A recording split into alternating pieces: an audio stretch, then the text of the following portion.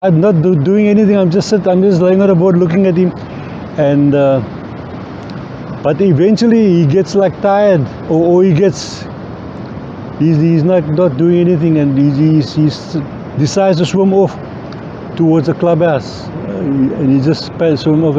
And I decide I'm going to go out. There's some time for me to go out now, and I start paddling towards the beach.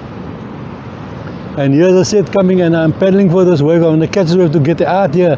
And I paddle, and I don't catch the wave. I'm going to make it, but I paddle so hard that I catch the wave. and I prone out, and I come all the way out, and I don't know where I got the strength from, but I just out and standing in the parking area there, and I just looking, and the guys, everybody, all of us came out eventually, and I don't think I went in that day again, but yeah, that was my shock experience. That was my close encounter, or my closest encounter ever. Yeah, because I'd seen sharks before when I was diving, but it's different because then you got a spear gun in your hand and you got a knife strapped on your leg, so it's easier then.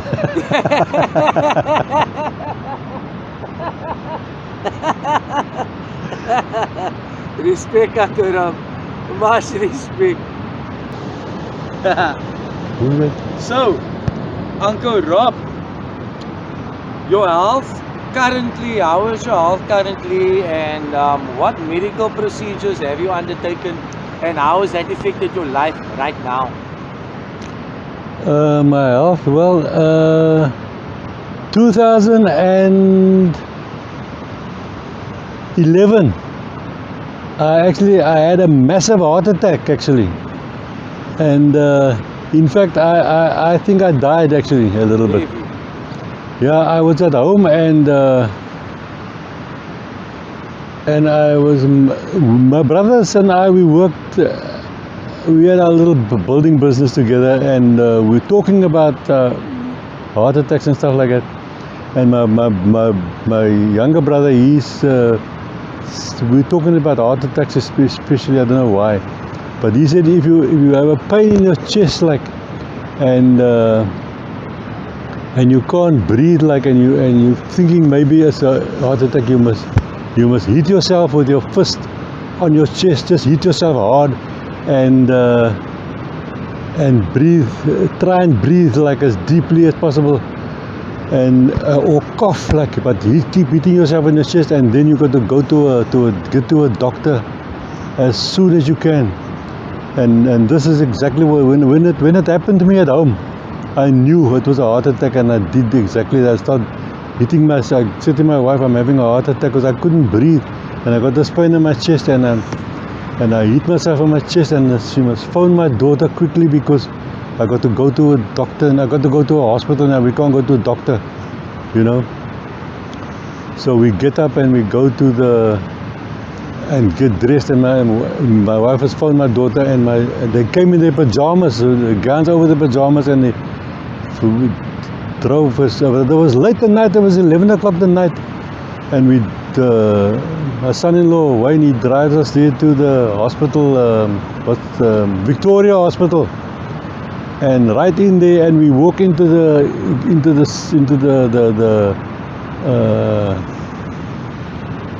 we got the name for this thing, and anyway, we walk in, and the people are sitting in this big room there, all around the benches, and then so my daughter says to the nurse there, nurse, my pa's baie sick, and the nurse looks around the room, and she waves, and she says, almal die mense is sick. And I think to myself, oh my gosh, I'm not going to get help here. And you're lucky, here comes the doctor, and he's coming past, and my wife grabs him by his sleeve, and she said to him, doctor, my husband is having a heart attack here, and you pull a stretcher here on wheels, pull it there, and I get onto it, and I'm gone. I just feel, yeah, I lost consciousness there, and I think in my mind I definitely died, because when I came around again, I was breathing like a person that had been dead. I was like I couldn't get enough air in my lungs, and the doctor had shocked me with the thing they call a defibrillator. Yeah. 4 times he had shocked me with this thing, and they would not have tried a 5th time. Because I came around and I was breathing like I couldn't get enough air in my lungs, and the doctor I had a needle in each arm here, and in this arm, in both arms here, and in both my legs they had a drip, and the oxygen on my face here, and he had actually brought me back from the dead. I mean, I was gone. My heart had stopped, and they had got me going again, and then they kept me in the other little room there for a bit, and the nurse was there, like, and he said to me, okay, we're gonna keep you here. This was now well past midnight already, and he said to me that you got a friend that's gonna come here about 2 o'clock, and she's got like contacts at Grootskeur, and they got better equipment to handle this kind of thing there. And then she came. It was a lady doctor. She came there. She said to me, okay, they're gonna keep me there. The ambulance will come at about maybe 8 o'clock or so, or a little before. Then the ambulance will come and they'll take me to Grootskeur. So the ambulance came like just before 8 o'clock, and they put me in there with all this stuff, all the drips and stuff on me, and the oxygen in the ambulance, and to Grootskeur, and the doctors there, they had me there in the place, and they cut me in my groin here, but the doctor said to me, they're gonna the thing they're gonna do to me, it's a 50-50 chance. I mean, you know, that I will survive it, and I said, they asked me, do I want to do it, and I said, well, yeah, I'm here now, and I feel like I've been dead already, so you got to do this, go for it, like, you know. So they cut me in my groin here, and they push a pipe up his artery all the way here to my aorta, where they found a blockage there, and then they got the thing at the end of this thing. There's a thing they call a stent that opens the artery up there, and then when they get there, you can almost feel like you're feeling better now, and they release it there, they leave it there, and they pull the wire, they pull the rest of the tube out again, and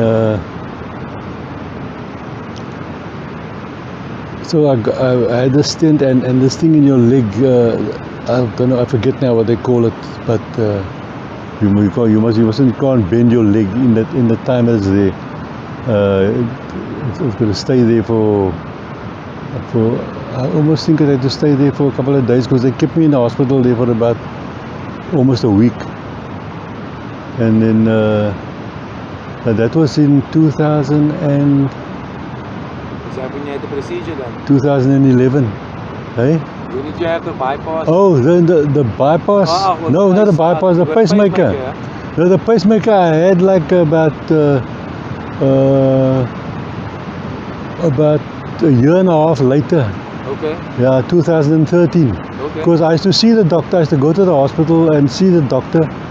The same doctors, I used to see them, the guys that did not the same doctor that did the first thing, but the two, I used to see the two heart specialists, I used to see them. And they see that they got this thing that they do on the monitor where you see your, and they said that my heart was beating like slow. My pulse rate was like at rest, when I had rest it would be 42, 44, which was very, very slow, and not be, because the normal pulse rate is like between 60 and 100. Very irregular heartbeat. The irregular heartbeat, it used to do 1, 2, 3, and and the fourth one will be like a half a one. So they said to me, that's like your pulse rate is very slow and that is irregular. So, but the pacemaker will correct that. So he says to me, will you take it? So I said, of course I got to take it. I got to do it. If it's gonna correct that, then we must do it. So they said to me, okay, we're gonna let you know, like maybe in about a month's time or so, we let you know when you must come in. So at the same time, I was seeing my dentist actually, and the dentist also asked me about about my heart attack that I had and so on. So I told him, I was telling him the story because we got to be close, me and him. And I tell him that, well, it's like more than 2 months now that they said to me the pacemaker's gonna correct that, but I haven't heard from them yet again. So he said, no, you must, when you go home tomorrow or whenever you go, you go home, you got to phone them and tell them that they promised you a pacemaker and they're gonna phone you and they didn't phone you. So I go back home, and the next morning I'm on the phone there, and I phone the hospital, and I asked her, and the first person that answers the phone is the sister. She said, Sister Nomdu, and I tell her the story that the doctor said I must phone him back, and they haven't phoned me back. But she said, okay, I must hold on. She's gonna go speak to them now and then come back. But she doesn't come back. Eventually the phone dies, and I don't know what happened to her. So I phoned back to the hospital. I phone again, and the person that answers the phone now is a Sister Gawi. And I tell Sister Gawi that name. I sort of remember that name, Sister Gawi. My grandson is learning to play the guitar. He goes to the school that he goes to, and his teacher is a Mr. Gawi. So she says to me, that's my husband, she says. And I tell her the story about the guys that promised me the pacemaker, and she said, no, I mustn't. She's definitely going to speak to Dr. Chun. He's the top, he's the main person that's in charge of the pacemakers, Dr. Chun, and she will go and speak to him right now, and he will definitely phone me.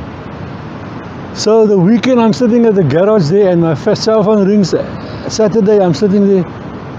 I don't know why I was sitting outside the garage, and Dr. Chun phones me, and he says I must come in the Tuesday, and I go in, and I get Dr. Chun. He's a Chinese doctor, a Chinese person,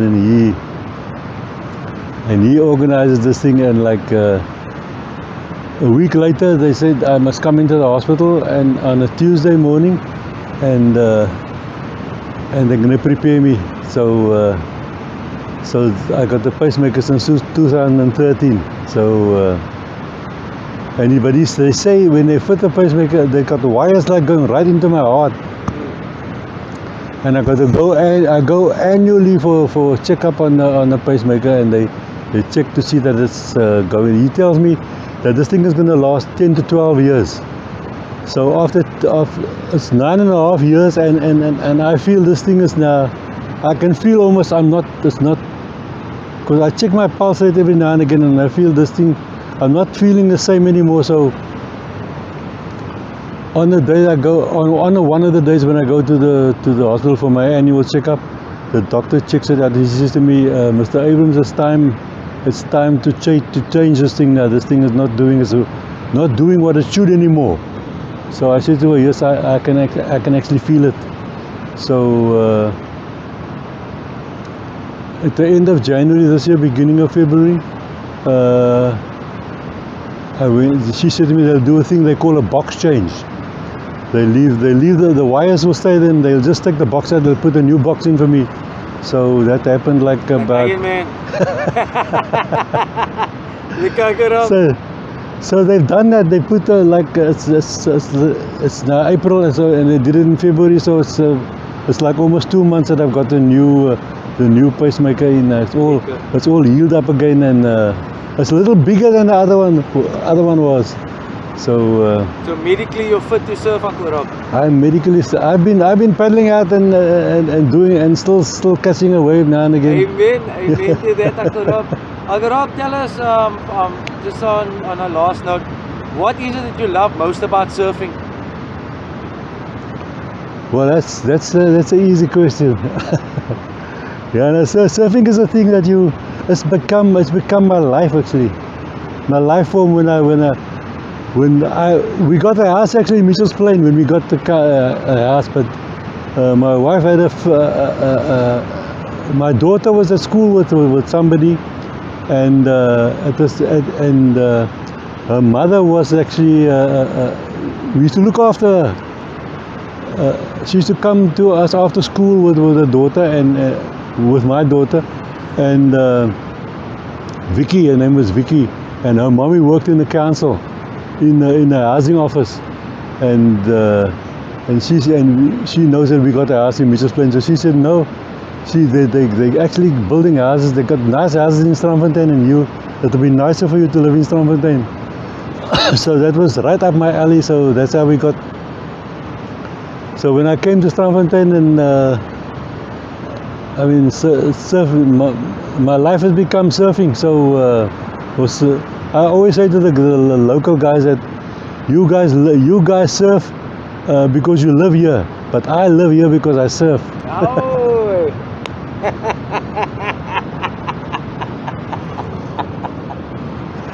Yeah, legend.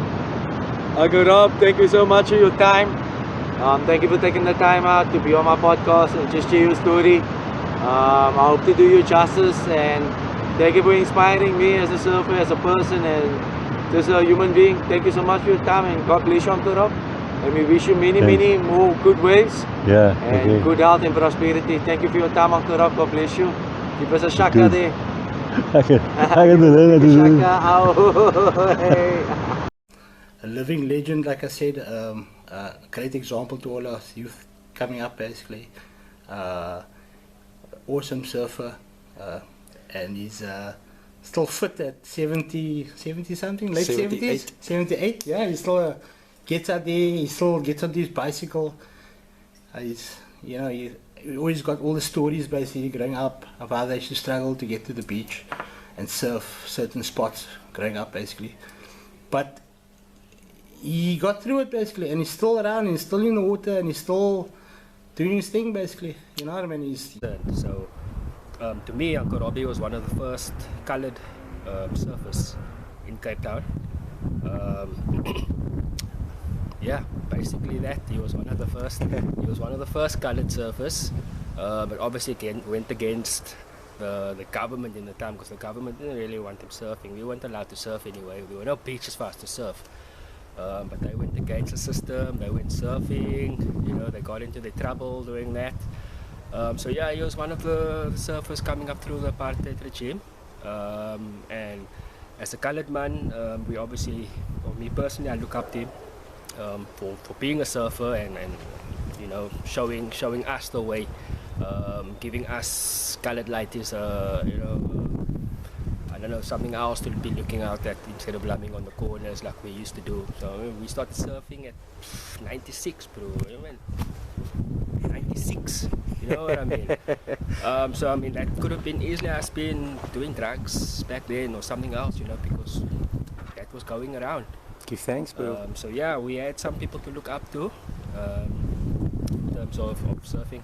So yeah, big ups to Uncle Robs and much respect to him. Hey, good day, guys. I'm Nathaniel. Chicka, bow wow, like most of the 9 miles guys would know. Yeah, I'm 35 years of age presently. I started surfing at the age of 12. That's a good couple of years ago. The reason for surfing is my dad wanted me to become a runner, but I always felt like I don't have to run away from anything in life. I'd rather face it. And seeing the guys being out in the ocean and being able to ride waves, mountainous waves, and come out every time, not complaining about a shark, yet people's worried about a pit bull on the streets.